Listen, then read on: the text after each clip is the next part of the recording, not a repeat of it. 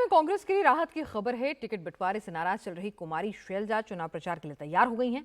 26 सितंबर को वो हरियाणा में पहली रैली करेंगे। इंडिया टीवी संवाददाता विजयलक्ष्मी ने आज कुमारी शैलजा से उनकी नाराजगी, टिकट बंटवारे, हुड्डा फैमिली को लेकर तमाम मुद्दों पर सवाल पूछे।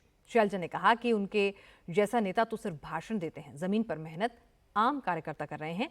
ऐसे में जब उनकी उपेक्षा होती है तो नाराजगी जायज है। कुमारी शैलजा ने कहा कि यह बात सिर्फ नाराजगी की नहीं, कुछ मुद्दे हैं जिन पर नेताओं से बात हुई है। बीजेपी के प्रति सॉफ्ट कॉर्नर को लेकर शैलजा ने कहा कि उन्होंने ताउम्र कांग्रेस के लिए काम किया है। बीजेपी के लिए आखिर सॉफ्ट कॉर्नर कैसे हो सकता है, सुनिए जरा ये पूरी बातचीत।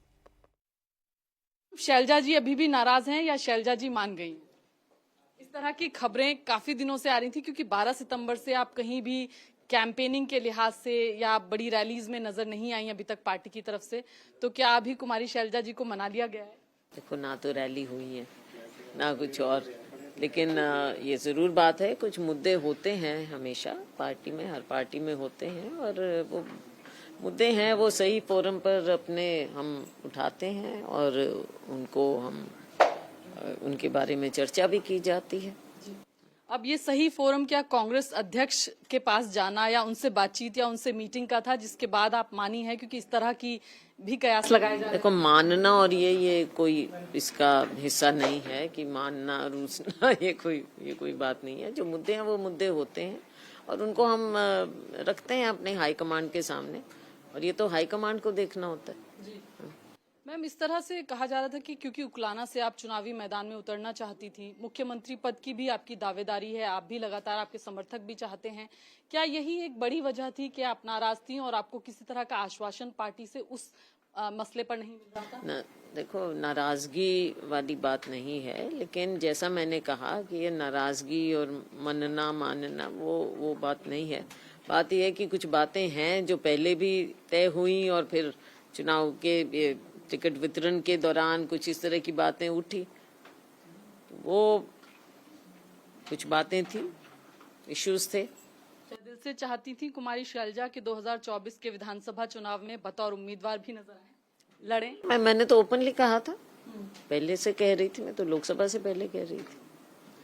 क्या मैम, अभी क्योंकि बीजेपी की तरफ से भी इस तरह का कहा जाने लगा कि दलित समाज की जो है उपेक्षा कांग्रेस पार्टी में हो रही है, और क्योंकि आपसे बड़ा कोई नेता दलित समाज का कांग्रेस पार्टी में हरियाणा में नहीं है, आपके विरोधियों को एक अपॉर्चुनिटी मिली यहाँ पर आपकी पार्टी को अटैक करने के लिए, ये कहीं चुनावी नफे नुकसान में पोस्ट इलेक्शन देखने को मिल सकता है? नहीं, देखो, ऐसी बात है कि मौका ढूंढते हैं ये लोग कुछ कहने का, करने का, तो और कुछ नहीं, दलित कार्ड खेलो, ये सब बातें हैं।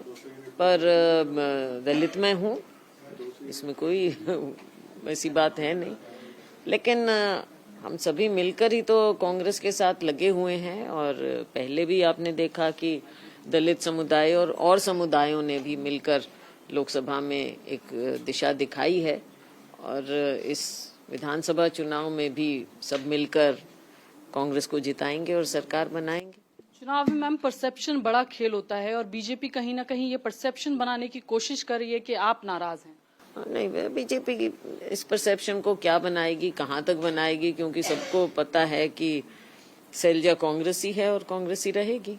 अब कितना दिखा कुछ भी वो बयान कर ले, असलियत तो यही है कि शैलजा कांग्रेसी है। तो अभी भी आप मुख्यमंत्री, क्योंकि आपकी पार्टी ने कहा है कि पोस्ट इलेक्शन डिसाइड करेंगे, तो क्या पहला दलित सीएम एक तरीके से हम कहें कि हरियाणा को मिल सकता है आपके रूप में पोस्ट इलेक्शन? हाईकमांड से पूछो, हाईकमांड से पूछना, वो फैसला करेंगे। पर आपको लगता है कि दलित सीएम क्यों नहीं, इसका जवाब मिले 2024? ये तो हाईकमांड तय करे।